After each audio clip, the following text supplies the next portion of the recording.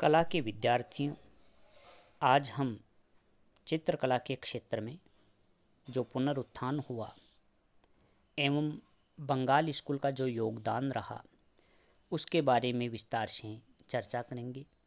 राजकीय महाविद्यालय किशनगढ़ से मैं डॉक्टर पवन कुमार जांगीड़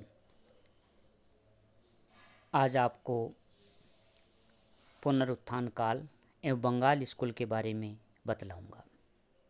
विद्यार्थियों, 19वीं सदी के अंत से 20वीं सदी के आरंभ तक का जो समय है, भारतीय चित्रकला के इतिहास में पुनरुत्थान काल के नाम से जाना जाता है। इस आंदोलन ने तत्कालीन समय में भारतीय मूल्यों की पुनः स्थापना की। मुगलों के पतन के बाद अंग्रेजों ने यहाँ शासन करते हुए पाश्चात्य प्रभाव फैलाया।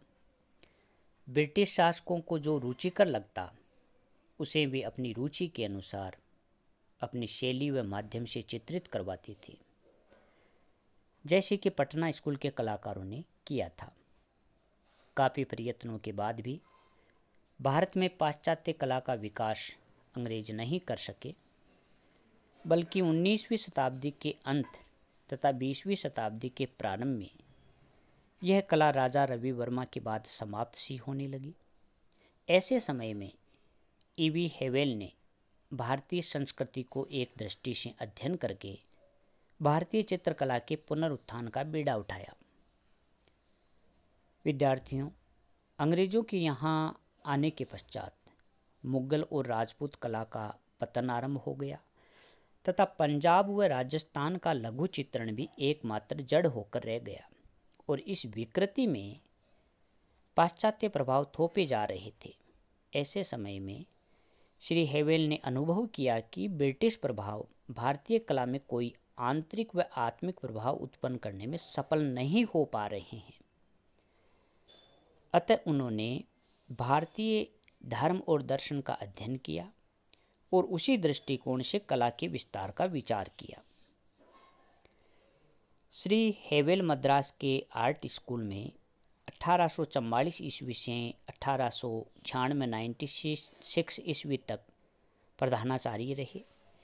इसके बाद कलकत्ता आर्ट स्कूल में आ गए और यहाँ शिक्षण कार्य किया। एक सच्चे अध्यापक तथा कला मर्मज्ञ होने के नाते उन्होंने अंग्रेज होते हुए भी यही बात कही कि जिस प्रकार से पाश्चात्य कला यहाँ थोपी जा रही थी वह तरीका गलत था। अतः उन्होंने भारतीय धर्म और दर्शन का अध्ययन किया और उसी के अनुसार कला का विस्तार करना चाहा। उन्होंने गुप्तकालीन मूर्तियों के शारीरिक सौंदर्य का अध्ययन कराया एवं अजंता एलोरा के भित्ति चित्रों में कला और दर्शन के आदर्श तत्वों से भारतीय चित्रकारों को अवगत करवाया। यहाँ से हेवेल ने भारतीय चित्रकारों को जो दृष्टि दी वह शुद्ध भारतीय थी। इस आंदोलन में भारतीय कला की आत्मा के पूर्ण विकास के लिए मुगल और पहाड़ी चित्रकला का भी अध्ययन किया। इस समय भारतीय कला के परंपरागत आकार ग्रहण किए गए तथा आकारों में अजंता के भित्ति चित्रों जैसी संवेदनशीलता थी। Sir A.O.. होम ने कहा कि भारतीय संस्कृति का विकास भारतीयों द्वारा ही होना चाहिए। विद्यार्थियों, ऐसे समय में उसी समय श्री हेवेल का परिचय श्री अवनींद्रनाथ टैगोर से हुआ, जो भारत के अग्रगण्य कलाकार थे। इन्हीं की सहायता से 10 साल के अंदर ही एक स्वदेशी शैली का निर्माण हुआ जो पूर्णतया भारतीय परंपराओं पर आधारित थी, जिसका नाम बंगाल शैली पड़ा। अवनी बाबू की कला पर पश्चिमी, ईरानी, चीनी, जापानी, मुगल, राजपूत तथा अजंता का प्रभाव था। अतः इन सब के समन्वय से उन्होंने नई कला का शुभारंभ किया।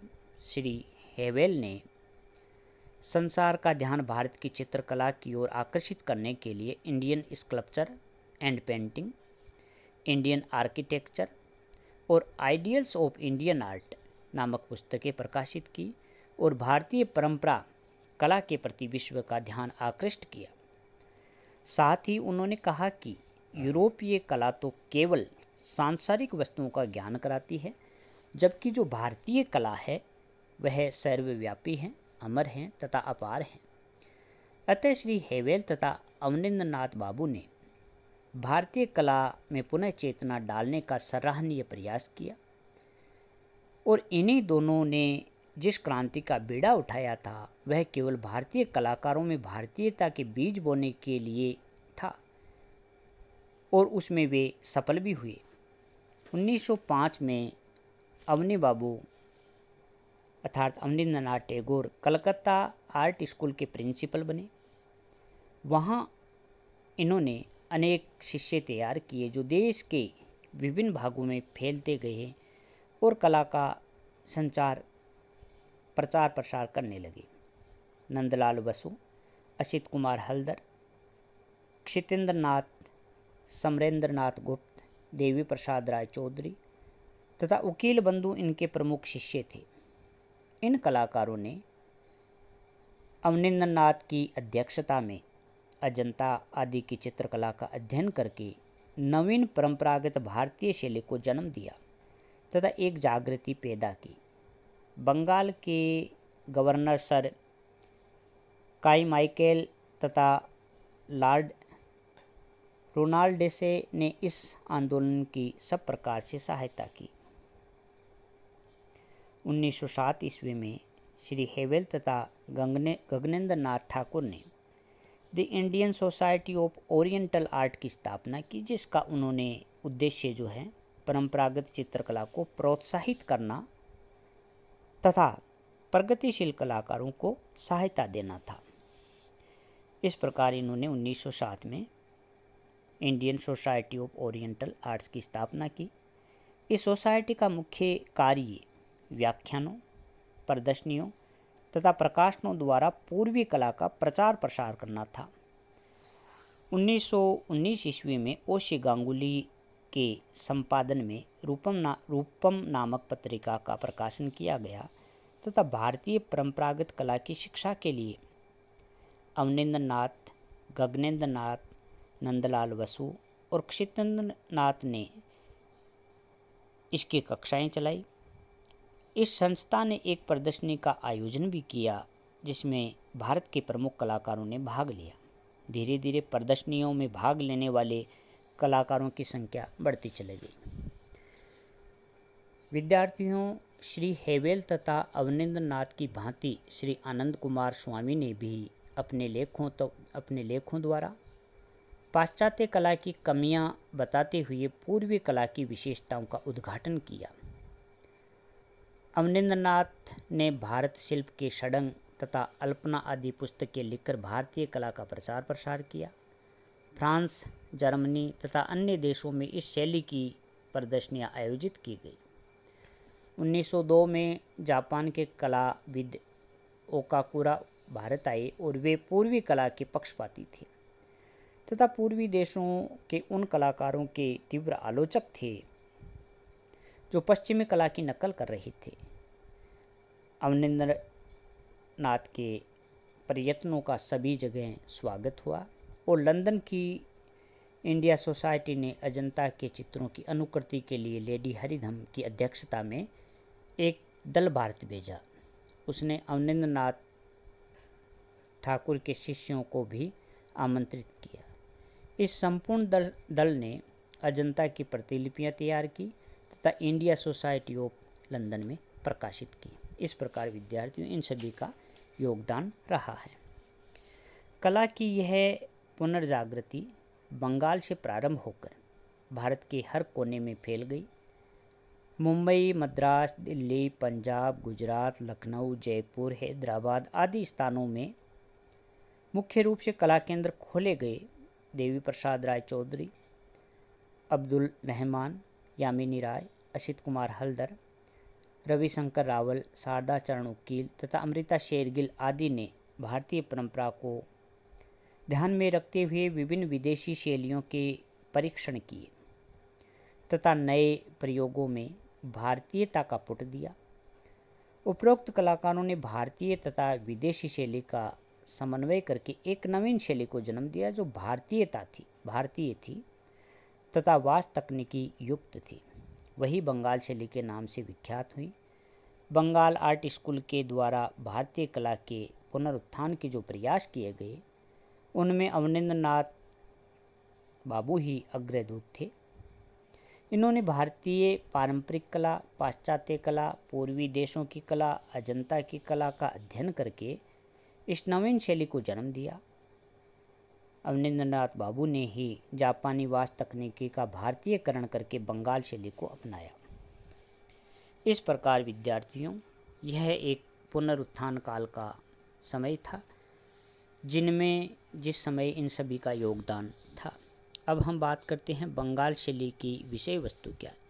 इस शैली में बहुत से ऐतिहासिक चित्र बने जिनमें तिष्य रक्षिता, बुद्ध और सुजाता अवनिंद्रनाथ द्वारा चित्रित ख्याति प्राप्त हैं। धार्मिक चित्र जैसे महाकाली, शिव पार्वती तथा साहित्यिक चित्र जैसे मेघदूत पर आधारित तथा सामाजिक चित्रों में जैसे व्यापारी, भिखारी, अंतिम यात्रा आदि चित्र बने। इस प्रकार ये बंगाल शैली की विषय वस्तु थी। और अब इन चित्रों की अर्थात बंगाल शैली की जो विशेषताएं हैं वे इस प्रकार रही हैं। वास पद्धति के रूप में जापानी व चीन के प्रभाव से परिमार्जित स्वरूप को भारतीयता के परिप्रेक्ष्य में अपनाकर उसे नवीन ढंग से प्रस्तुत किया गया। इसी प्रकार बंगाल स्कूल के कलाकारों ने भारतीयता और देश प्रेम को अधिक महत्व प्रदान किया। इसमें प्राचीन गाथाओं, ऐतिहासिक और साहित्यिक प्रसंगों तथा धार्मिक व पौराणिक कथाओं के जो विषय हैं उनको आधार बनाकर चित्रण किया गया। इस शैली ने अतीत के भारत की कला की विशेषताओं और उसके रेखा सौंदर्य को पुनः प्रतिष्ठित किया। बंगाल शैली के प्रेरणा स्रोत अजंता, मुगल तथा राजस्थानी चित्र थे। जापान, चीन, ईरान तथा यूरोप की कला का अप्रत्यक्ष प्रभाव भी पड़ा। इस शैली में सरलता, स्पष्टता और स्वाभाविकता है। नियमों का इसमें इतना लचीलापन है कि इसका प्रत्येक चित्रकार पृथक पृथक विशेषताओं का विकास कर सका। शरीर रचना के नियमों की बात करें तो नियमों में प्राचीन सामान्य पात्र विधान का ही पालन देखने को मिलता है। रंग योजना की बात करें तो रंग योजना कोमल और सामंजस्यपूर्ण देखी गई। जल रंगों का प्रयोग हुआ है जिन्हें कुछ चित्रकारों ने वास पद्धति से भरा है। टेम्परा रंगों का भी प्रयोग देखा जा सकता है। वास पद्धति के अंतर्गत चित्र में जल रंग लगाकर फिर पानी से धोया जाता है ताकि रंग में मिले पदार्थ व मिट्टी धुल जाए तथा शुद्ध रंग ही लगा रहे। यह प्रक्रिया कई बार की जाती है जब तक कि वांछित प्रभाव चित्र में उत्पन्न न हो जाए। इससे रंग धूमिल होकर एक मृदु प्रभाव उत्पन्न होता है। यह पद्धति जापानी कलाकारों से अवनिंद्रनाथ ने भी सीखी थी। इस शैली में अलौकिक सौंदर्य के साथ रंगों का शांत प्रयोग देखा जा सकता है। छाया प्रकाश कलाकार की इच्छा अनुसार इन चित्रों में चित्रित की गई। और इस शैली ने अर्थात बंगाल शैली ने सरलीकृत व आलंकारिकता को प्रधानता दी है, परंतु अत्यधिक भारतीयता के कारण यह शैली आलोचना का शिकार भी बन गई। ये कुछ विशेषताएं थी बंगाल शैली की।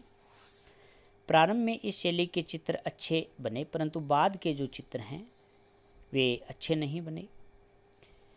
उनमें अजंता, मुगल, राजस्थानी आदि शैलियों की बद्दी नकल मात्र ही दिखाई देती है।